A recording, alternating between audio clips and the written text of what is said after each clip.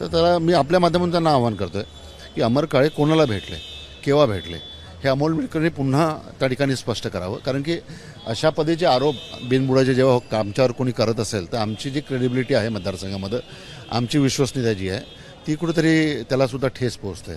खासदार अमर काळे आपल्यासोबत आहेत. आपण त्यांच्याशी बातचीत करणार आहोत. आज सकाळपासून एक बातमी चालू आहे, सुनील तटकरे तुमच्याशी संपर्क साधतात. फोन आला होता तटकरेंचा तुम्हाला? नाही, बिलकुल नाही. अशा पद्धतीचा कुठलाच संपर्क तटकरे साहेबांकडनं करण्यात आला नाही. मी आता रूमवर होतो हॉटेलमध्ये, चहा घेता घेता ते अमोल मिटकरी साहेबांचा मी बाईट बघितलं आणि त्याच्यामध्ये त्यांनी क्लिअर कट माझं नाव घेतलं की अमर काळेसुद्धा आमच्या नेत्यांना भेटले म्हणून. तर मी आपल्या माध्यमातून त्यांना आव्हान करतो आहे अमोल मिटकरींना की अमर काळे कोणत्या NCP गटाच्या, अजित पवार गटाच्या कोणत्या नेत्याला मी भेटलो हे त्यांनी या ठिकाणी सिद्ध करून दाखवा. जसं त्यांनी क्लिअर माझं नाव घेतलं की विदर्भातले अमर काळे भेटले म्हणून, तर त्याला मी आपल्या माध्यमातून त्यांना आव्हान करतो आहे की अमर काळे कोणाला भेटले, केव्हा भेटले, हे अमोल मिटकरने पुन्हा त्या ठिकाणी स्पष्ट करावं. कारण की अशा पद्धतीचे आरोप बिनबुडाचे जेव्हा आमच्यावर कोणी करत असेल तर आमची जी क्रेडिबिलिटी आहे मतदारसंघामध्ये, आमची विश्वसनीयता जी आहे ती कुठेतरी त्यालासुद्धा ठेस पोहोचते. त्यामुळं अमोल मिटकरी साहेबांसारख्या जबाबदार व्यक्तींनी इतका मोठा आरोप करताना अतिशय जबाबदारीने हे आरोप केले पाहिजे आणि जर ते आरोप करतात आणि त्याच्यात तथ्य असेल तर त्यांनी ते स्पष्ट करावे, त्याचे पुरावे द्यावे.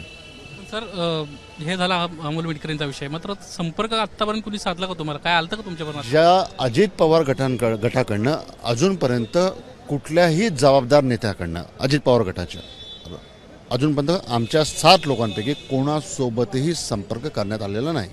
अतिशय जबाबदारीने सांगतो मी, कारण की पार्लमेंटमध्ये आम्ही सर्व लोक सोबत होतो आणि जेव्हा ह्या मीडियावर ह्या बातम्या चालू होत्या आम्ही एकमेकांसोबत संपर्कात होतो, एकमेकाला आम्ही विचारत होतो. त्यावेळी तर क्लिअर कट म्हणजे अजित पवार गटाकडनं असा कुठलाच संपर्क आजपर्यंत तरी करण्यात आलेला नाही. पवार गटाकडून नाही, इतर कोणाकडून? ज्यांचा राष्ट्रवादी काँग्रेस पक्षासोबत संबंधच नाही अशा लोकांकडनं संपर्क करणं आहेत की. आता जे काँग्रेसचे पदाधिकारी आहेत, ज्या पहिले राष्ट्रवादीच्या होत्या, आता अखंड राष्ट्रवादी असताना का? अखंड राष्ट्रवादी असताना आणि अतिशय क्लोज असोसिएट म्हणजे पवार कुटुंबाच्या होते.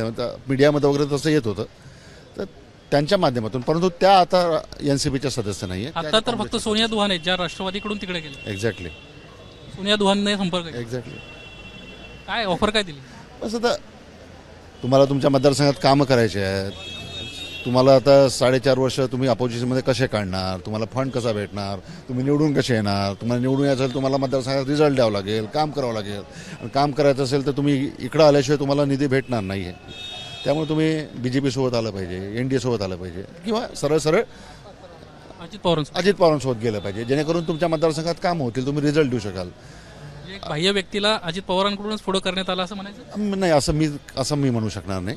कारण की राष्ट्रवादीच्या जबाबदार लोकांना जेव्हा आपण विचारतो तर अशा पद्धतीने त्यांना काही समोर केलं बोलायचं झालं. अजितदादा आम्हाला ओळखतात ना, 12 वर्ष मी 3 टर्म अजितदादांसोबत काम केलं आहे ना. अजितदादा हक्काने मला तेवढं बोलू शकतात, जर त्यांना बोलायचं असतं तर ते फोन करून मला बोलू शकतात की असं आहे म्हणून. सोनिया दुहान कुणाबरोबर जायचं बद्दल बोलल्या? NDA सोबत जायचं बोलल्या का अजित पवारांसोबत? अजित पवार गट, अजितदादा. ऑफर काय दिला? आणि तुम्हालाच एकट्याला अमर काळेंना फोन आला? नाही, सर्व टोटल 7ही लोकांना. मी जितकं आमच्या बापांना विचारलं, निलेश लंकेने, प्रत्येकाला संपर्क, गुरुजी असेल, बगरी गुरुजी असेल, प्रत्येकाला संपर्क करण्याचा त्याने प्रयत्न केला होता. सगळ्या विषयामध्ये शरद पवार साहेबांशी बोलणं झालं? साहेबांना माहीत आहे हा विषय, साहेबांनाही माहीत आहे, ताईंना पण माहीत आहे. त्याच्यात काही लपून ठेवण्याचा विषय नव्हता. आणि जेव्हा आमची पक्षाची बैठक होती 8 लोकांची, तेव्हा सर्वांनी अतिशय मनमोकळेपणाने हा विषय ताईंसमोर त्यावेळेला ठेवला होता. सर, सध्या अडचणी अनेक आपल्या लोकांना येतात अशी देखील एक चर्चा आहे. पण त्याच्यामध्ये बजरंग बाप्पा सोनवणेंच्या कारखान्याचा विषय असेल किंवा खासदार मोहिते पाटलांचा विषय असेल, जिल्हा बँकेचा, तर या सगळ्या अडचणींमधून कसे बाहेर पडणार आहोत? नाही, संघर्ष करण्याची आमची तयारी आहे आणि तो संघर्ष आम्ही निश्चित करू. आणि बरोबर आहे, आपण अडचणी तर अनेक आहेत.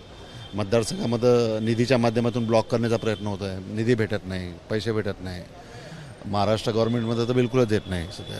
त्यामुळं अशा अनेक संकटांना तर आम्हाला समोर तोंड द्यावं लागणार आहे.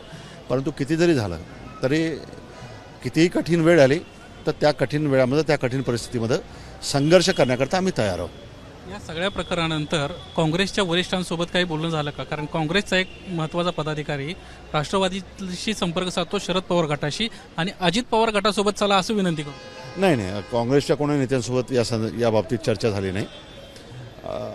कोणासोबत या बाबतीत बोलणं झालं नाही सर. पवार साहेबांचं किंवा सुप्रियाताईंचं? नाही, मला वाटत नाही. कारण की फार पवारसाहेब आणि ताई हा विषय काही फार सिरियसली घेतील असं मला वाटत नाही.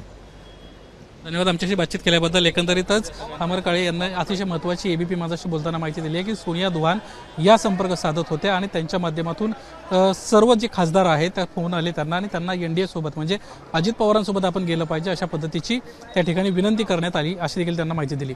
कॅमेरामन मनोज जयस्वालसह निलेश बुधावले, एबीपी माझा, मुंबई. एबीपी माझा, उघडा डोळे बघा नीट.